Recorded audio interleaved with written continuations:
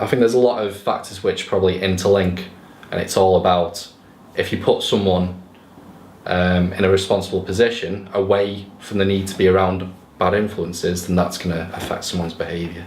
The way I view it, and to flip that question on its head, is why does homelessness increase offending?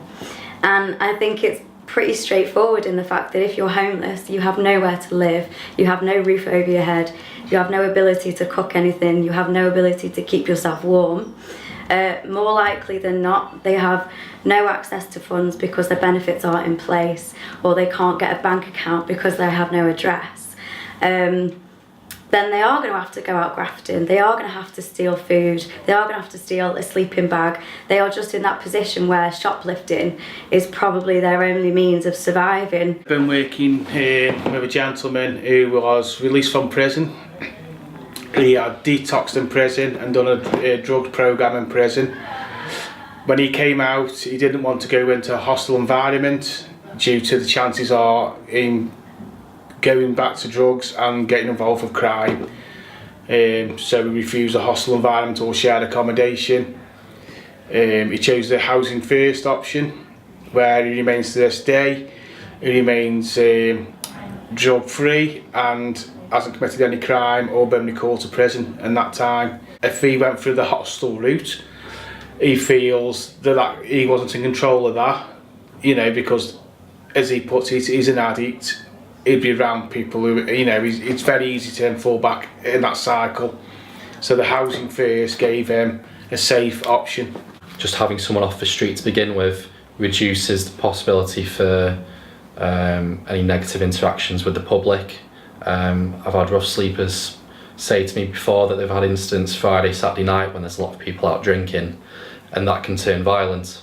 So being in their own property is going to reduce that possibility. When you've got someone who's homeless, for example, and they've been sort of evicted from every housing association or banned or excluded or whatever word you want to use, I think they're sort of faced with this, well, I've got nowhere to go, so why should I start interacting like a normal person or a normal member of society?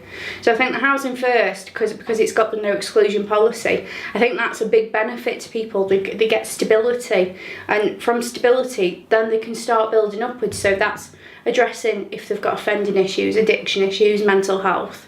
But without that stability, I think they're onto a loser straight away. Someone who's been convicted in the past, in and out of prison, this stops them from becoming in and out of prison. It gives them something to think about. By doing that, they can tackle some other issues like addiction, straightforward.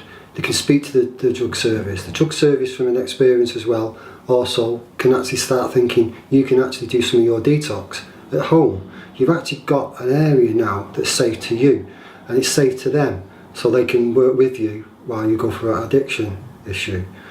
And it's a win-win, isn't it? I think housing first can reduce offending behaviour, especially kind of re-offending behaviour. All too much we're seeing customers released from prison onto the street, and they've made all these plans to stay substance free when they're released, but if they're released back onto the street, they associate with old peers, they start begging, getting involved in antisocial behaviour in the town centre.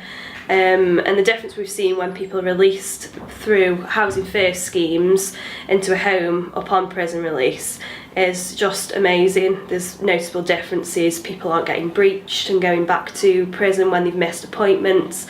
If they've got a stable place to live, your services can go and link in with them and make sure that that doesn't happen, that they don't breach their licence agreements just because they've forgotten about the appointment or something like that. It gives the person then the incentive then to look after themselves more as well, because even if they're looking after a property, then it'll be like, okay, my property's all clean and tidy or whatever, right, I better look after my physical health, my mental health, all those other things. So it's about then having a knock-on effect of hopefully all those other things working together.